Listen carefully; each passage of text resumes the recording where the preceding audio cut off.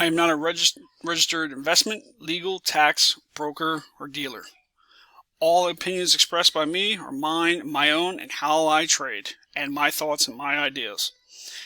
You need to consult your own professional, you need to do your own due diligence, and you invest your money wisely. Investing has risk. You will see.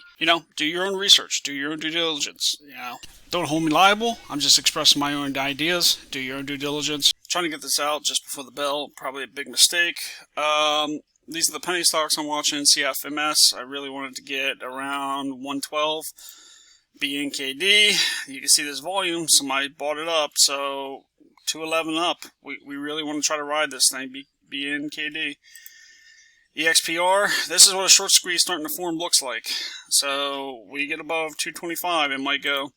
CATB, short squeeze, right? So this is kind of what they start to form like, to look like. Above 219, we can start to go. That's what I'm watching today.